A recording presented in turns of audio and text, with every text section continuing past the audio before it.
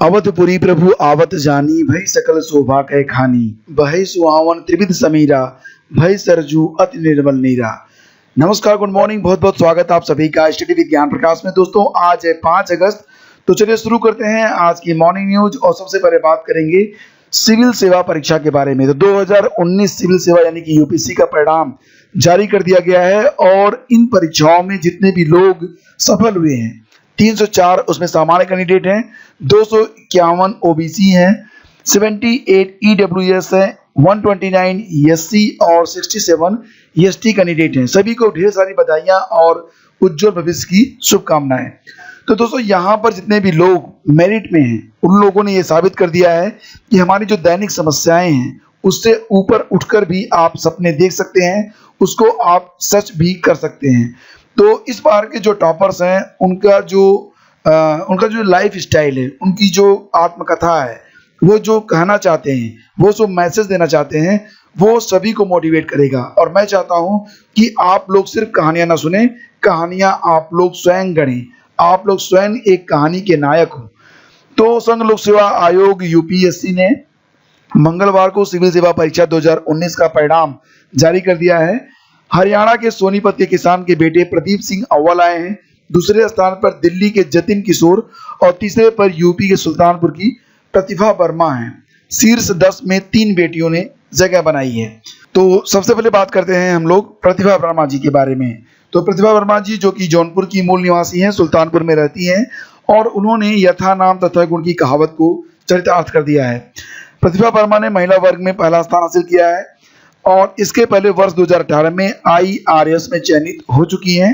और उन्होंने कहा है, जो सक्सेस मंत्र दिया है वो ये है कि लक्ष्य पर ध्यान केंद्रित करें, जो भी करें मन लगा कर करें, एकाग्रता के साथ अपने लक्ष्य पर ध्यान बनाए रखें। और इसी के साथ जतिन किशोर जी जो कि मेरिट लिस्ट में दूसरे स्थान पर हैं, उन्होंने बताया कि असफलता से मायूस ना हो, आगे जीवन में अच्छा होगा। जतिन किशोर जिनकी उम्र अभी 26 वर्ष है, इन दिनों केंद्रीय ग्रामीण मंत्रालय में सहायक निदेशक हैं। किशोर ने डीयू से उच्च शिक्षा ली है। उन्होंने छात्रों को संदेश में कहा, लगातार प्रयास मेहनत से सफलता जरूर मिलती है। हालांकि जो इस परीक्षा में सफल नहीं हो पाए हैं उन्हें मायूस नहीं होना चाहिए। सक्सेस मंत्र उन्होंने जो दिया है वो ये है कि रट कर नहीं समझ कर पढ़ें और परीक्षा की तैयारी में जुटे उम्मीदवारों को टाइम टेबल के साथ योजना बनाकर पढ़ाई करनी होगी।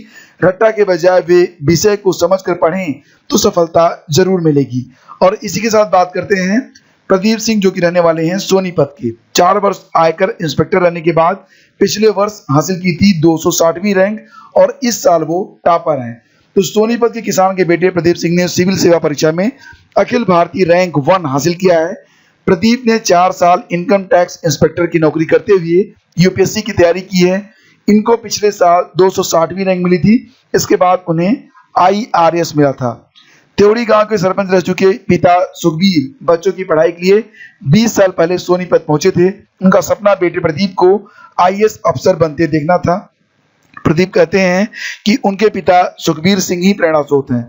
तो दोस्तों यहाँ पर जो टॉपर्स हैं उनकी कहानियां अलग अलग हो सकती हैं, उनकी जो जीवनियां हैं, उनकी जो लाइफ स्टाइल है, उनकी जो सुविधाएं हैं वो अलग अलग हो सकती हैं। लेकिन मैं आपसे बस यही कहूँगा कि आप अपने लक्ष्य का पीछा करें, आपको सारी चीज़ें आसान होती चली जाएंगी, सारी सुविधाएं आपको प्राप्त होती चली जाएंगी। तो अपने लक्ष्य का पीछा करें। उसके बाद जो कहते हैं ना कि अगर आप अपने मन से किसी भी चीज़ की चाहत रखें, कर्म रखें, तो सारी कायनात उसे आपको देने में, आपसे मिलाने में लग जाती है। तो फिलहाल प्रदीप सिंह सोनीपत ने जो सक्सेस मंत्र दिया है वो ये है कि सिविल सेवा परीक्षा की तैयारी रोजाना घंटे देखकर नहीं करनी चाहिए, बल्कि सिलेबस को साप्ताहिक आधार पर तय करके पढ़ना चाहिए और चुनौतियों का आपको डट कर मुकाबला करना चाहिए। तो फ्रेंड्स ये थे हमारे टॉपर्स और ये थे कुछ सक्सेस मंत्र जो कि इनके द्वारा दिए गए। आप अपने लिए भी कोई न कोई एक सक्सेस मंत्र जरूर बनाइए। फिलहाल बात करेंगे खंड शिक्षा अधिकारी के बारे में। तो परीक्षा अभी जो है वो 16 अगस्त को होनी है और मैं आप लोगों से कई बार कह चुका हूं कि हालांकि अभ्यर्थी जो है वो लगातार प्रयासरत हैं कि परीक्षा को टाला जाए, लेकिन अभी तक परीक्षा टली नहीं है। और मैं आपसे यही कहना चाहूंगा कि आप अपनी तैयारी को धारदार बनाते रहिए, कुछ भी छोड़िए मत। आज 5 तारीख हो गई, आपके पास मात्र जो है 10 दिन बचे हुए हैं और इन 10 दिनों में आपको अपना कंप्लीट रिवीजन कर लेना है। तो फिलहाल कोरोना के मद्देनजर कुछ प्रतियोगी छात्र खंड शिक्षा अधिकारी 2019 की प्रारंभिक परीक्षा को स्थगित करने की मांग भी कर रहे हैं। प्रतियोगियों ने पहले यूपीपीएससी के अध्यक्ष को पत्र भेजा। अब भ्रष्टाचार मुक्ति मोर्चा की ओर से हाई कोर्ट के मुख्य न्यायाधीश को भी पत्र लिखा गया है। पत्र लिखने वाले मोर्चा के अध्यक्ष कौशल सिंह का कहना है कि बीईओ की परीक्षा 16 अगस्त को है। 5 लाख से अधिक अभ्यर्थियों को शामिल होना है। होटल धर्मशाला बंद है। हर केंद्र में सैकड़ों अभ्यर्थियों का जमघट होगा। ऐसे में कोरोना संक्रमण के मद्देनजर शारीरिक दूरी मानक का पालन करना संभव नहीं होगा। साथ ही यात्रा के दौरान भी कोरोना संक्रमण फैलने का खतरा होगा।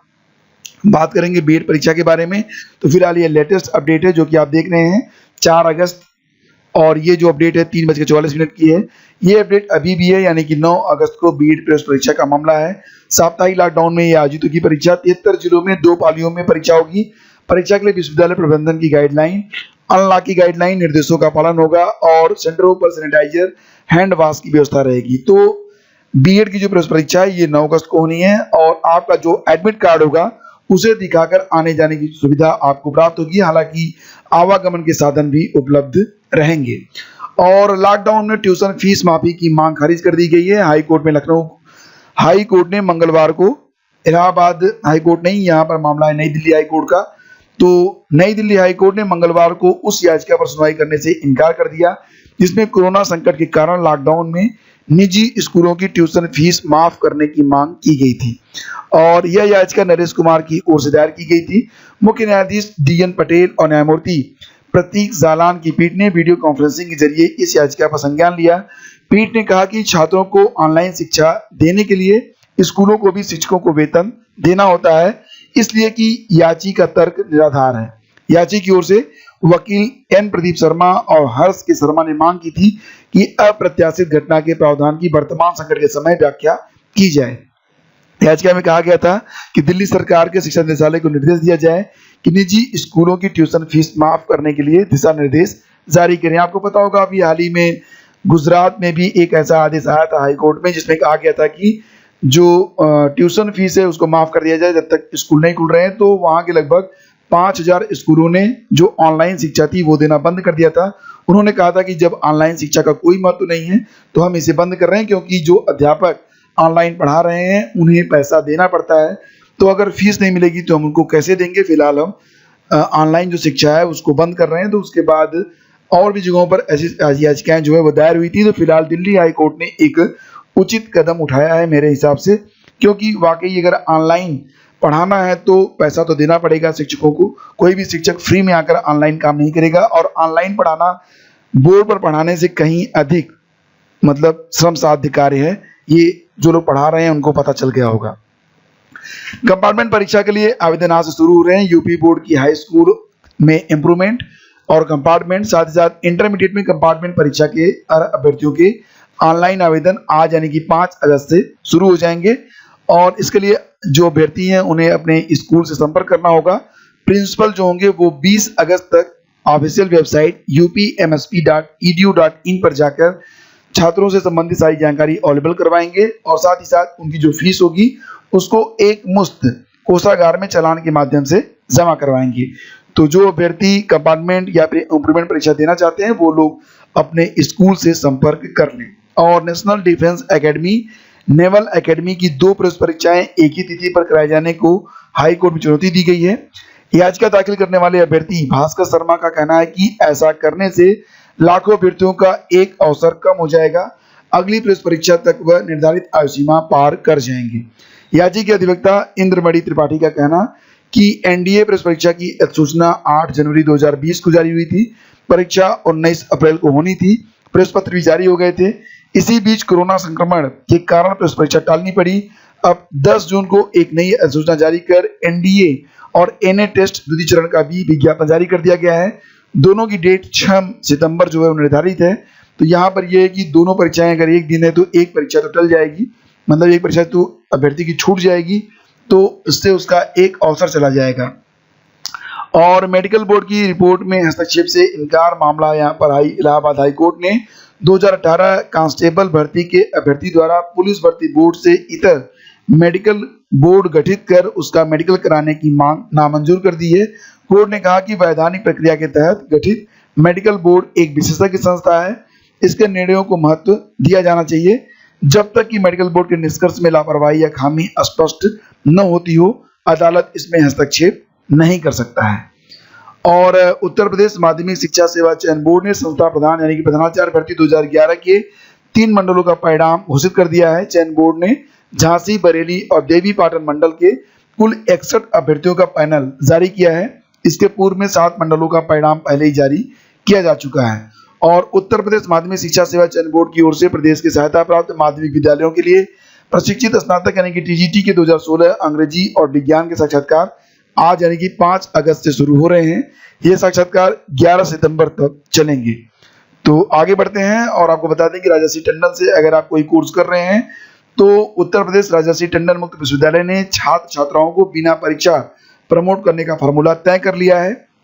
अंतिम वर्ष और अंतिम सेमेस्टर की जो परीक्षाएं होंगी वो सितंबर से अक्टूबर के बीच कराए जाने की तैयारी है, लेकिन परीक्षा के आयोजन पर यूजीसी और निदेशक सरकार से यानी कि प्रदेश सरकार से आवश्यक दिशा निर्देश जारी होने के बाद ही अंतिम निर्णय लिया जाएगा। और विश्वविद्यालय ने तय किया है कि बीए, बीएससी, बीकॉम के प्रथम और द्वितीय वर्ष, एमए, एमएससी, एमकॉम के प्रथम वर्ष के छात्र छात्राओं को बिना परीक्षा के अगली कक्षा में प्रमोट कर दिया जाएगा। भविष्य में अगली कक्षा की परीक्षा में विद्यार्थी को जो अंक मिलेंगे वही अंक पिछली कक्षा के लिए मान्य कर दिए जाएंगे। और इसी के साथ आपको बता देंगे पूर्वांचल विश्वविद्यालय जौनपुर के नए कुलपति प्रोफेसर त्रिलोक नाथ सिंह ने शनिवार को विश्वविद्यालय के अतिथि गृह में कुलपति पद का कार्यभार ग्रहण कर लिया है। और इस दौरान विश्वविद्यालय के कुलसचिव सुजीत कुमार जायसवाल ने कार्यभार की प्रक्रिया पूरी करवाई। शिक्षकों तथा कर्मचारियों ने पुष्प गुच्छ देकर उनका स्वागत किया है। तो फिलहाल फ्रेंड्स ये थी आज की सारी update. Thank you so much for watching. Social media पर अगर आप हमसे कनेक्ट होना चाहते हैं तो आप हमें स्टडी विद ज्ञान प्रकाश लिखकर सर्च करके हमसे कनेक्ट हो सकते हैं। चैनल को अगर आपने अभी तक सब्सक्राइब नहीं किया तो कर लीजिएगा, बेल आइकन को प्रेस कर दीजिएगा। Thank you so much, have a great day, जय हिंद।